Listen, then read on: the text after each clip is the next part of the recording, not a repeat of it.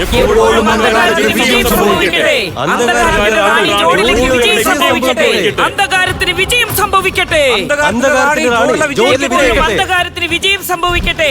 അന്ധകാരത്തിന്റെ റാണി ജോഡിലേക്ക് വിജയം സംഭവിക്കട്ടെ. അന്ധകാരത്തിന് വിജയം സംഭവിക്കട്ടെ. അന്ധകാരത്തിന്റെ റാണി ജോഡിലേക്ക് വിജയിക്കട്ടെ. അന്ധകാരത്തിന് വിജയം സംഭവിക്കട്ടെ. അന്ധകാരത്തിന് വിജയം സംഭവിക്കട്ടെ. അന്ധകാരത്തിന്റെ റാണി ജോഡിലെ വിജയിക്കട്ടെ. അന്ധകാരത്തിന്റെ റാണി ജോഡിലെ വിജയിക്കട്ടെ.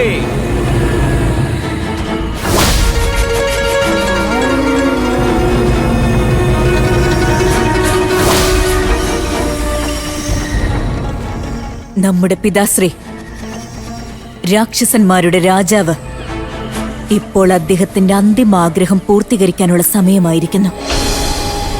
ഇത്തവണ നാം രൂപനഗരത്തിൽ നിന്നും മഹാഅമൃതജലം കൊള്ളയടിച്ച് അവിടെ അന്ധകാരം പടർത്തുന്നതാണ്. അതിനുശേഷം ആ അമൃതജലം കുടിപ്പിച്ച് എന്റെ പ്രാണിനേക്കാൾ പ്രിയപ്പെട്ട പിതാവിന് നാം പുനർജീവൻ നൽകുന്നതാണ്. എന്നാൽ ജോഡിലെ ഒരു കാര്യം അറിഞ്ഞിരുന്നില്ല. വടക്ക് കിഴക്കേ പർവ്വതത്തിൽ ചണ്ഡികാദേവിയുടെ ക്ഷേത്രത്തിൽ അമൃതജലത്തിന്റെ സുരക്ഷയ്ക്ക് വേണ്ടി സന്യാസികളുടെ രൂപത്തിൽ കഴിഞ്ഞിരുന്നത് വിക്രമദേവൻ അയച്ച വീരയോദ്ധാക്കളായിരുന്നു.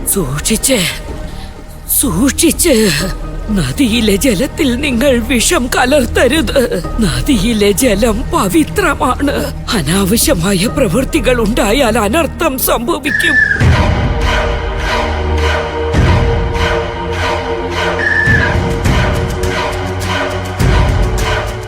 ഈ സമയത്ത് ഇങ്ങോട്ട് ആരാണ് വരുന്നത്? നിൽക്കൂ. നാം ഇപ്പോൾ മനസ്സിൽ കരുതിയത് ഇവരെക്കുറിച്ച് തന്നെയായിരിക്കുമോ?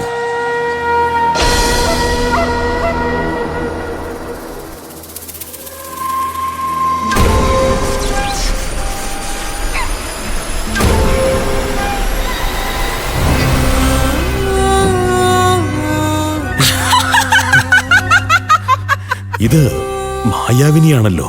രാക്ഷസീയമായ ഔഷധം. രാക്ഷസന്മാർ ആക്രമണം നടത്തിയിരിക്കുന്നു.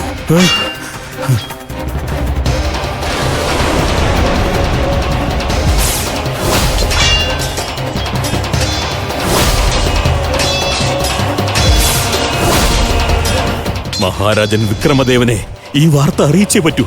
അല്ലെങ്കിൽ ആ മഹാ അമൃതജലത്തിന്റെ രക്ഷ നിർവഹിക്കുന്നത് അസംഭവ്യമാകും.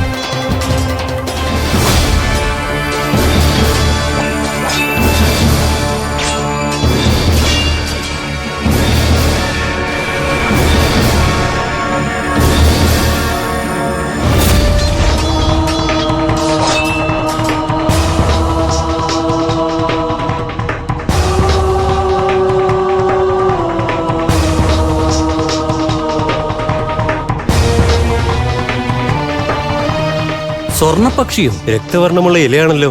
അസാധാരണമായി എന്തോ സംഭവിക്കാൻ പോവുകയാണ്. മഹാരാജൻ, മഹാരാജൻ, ആപത്ത്, വലിയ ആപത്ത്!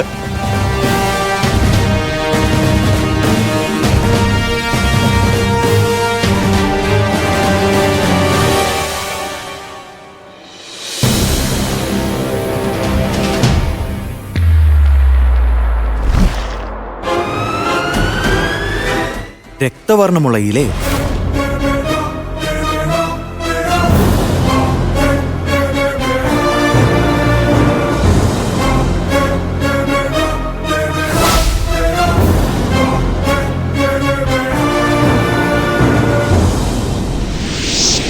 ആപത്ത്, വളരെ വലിയ ആപത്ത്.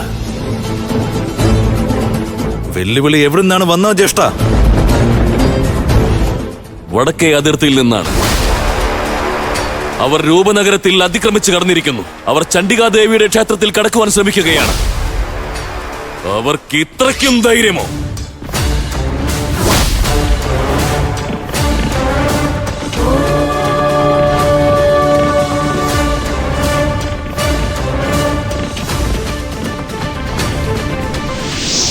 വിക്രമദേവ മഹാരാജൻ വിജയിക്കട്ടെ. വിക്രമദേവ മഹാരാജൻ വിജയിക്കട്ടെ. വിക്രമദേവ മഹാരാജൻ വിജയിക്കട്ടെ.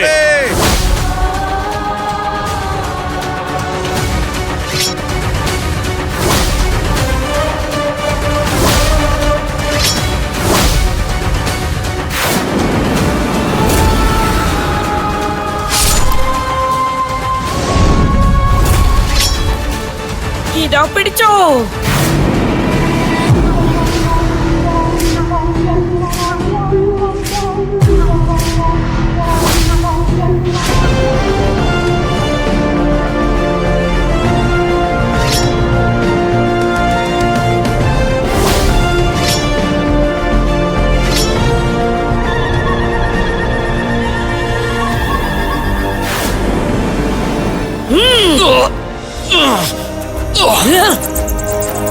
മഹാരാജൻ മഹാരാജൻ മഹാരാജൻ അങ്ങ് സുരക്ഷിതനല്ലേ? രാക്ഷസന്മാർ 3 തവണ ആക്രമണം നടത്തിയിരിക്കുകയാണ്. 4 ദിക്കിൽ നിന്നും അശുഭമാണ് കാണാൻ സാധിക്കുന്നത്. പവിത്രമായ സപ്തമി നദിയിലെ ജലവും വറ്റുകയാണ്. അതുകൊണ്ടാണ് ഈ രാക്ഷസന്മാരുടെ അഹങ്കാരം വർദ്ധിച്ചത്. അവർ നദി മറികടന്ന് അകത്തേക്ക് എത്തിച്ചേർന്നിരിക്കുകയാണ്. ഇങ്ങനെ പോയാൽ രാജ്യത്തിന്റെ പ്രതിസന്ധി വർദ്ധിച്ചുകൊണ്ടിരിക്കും ജ്യേഷ്ഠ. നമ്മൾ എന്തെങ്കിലും ചെയ്തേ പറ്റൂ.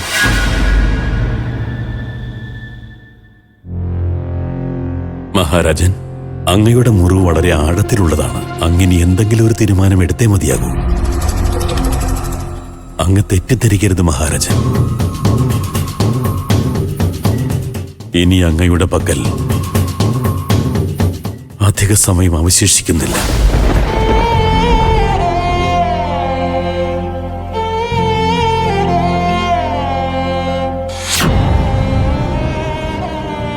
സമയമാഗതമായിരിക്കുന്നു. ഇനി പുതിയ അനന്തരാവകാശിയെ സിംഹാസനത്തിൽ ഇരുത്തിയേ മതിയാവൂ. നമുക്കെത്രയും വേഗം ചണ്ഡികാദേവിയുടെ ക്ഷേത്രം സന്ദർശിക്കണം. ഭഗവാന്റെ ആജ്ഞ എന്താണെന്ന് മനസ്സിലാക്കേണ്ടത് അനിവാര്യമാണ്.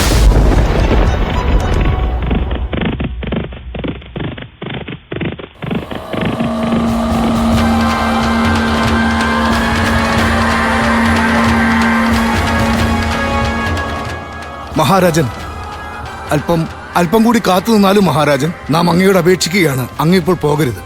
അടുത്ത മഹാരാജാവിന്റെ പേര് നിർദ്ദേശിക്കാനുള്ള സമയം ഇപ്പോഴും വന്നു ചേർന്നിട്ടില്ല മഹാരാജൻ. അല്ലയോ രാജഗുരു, ഗണിച്ചു നോക്കിയപ്പോൾ അങ്ങ് സ്വയം കണ്ടതാണ് നമ്മുടെ ജീവിതകാലം അവസാനിക്കാൻ പോവുകയാണെന്ന്.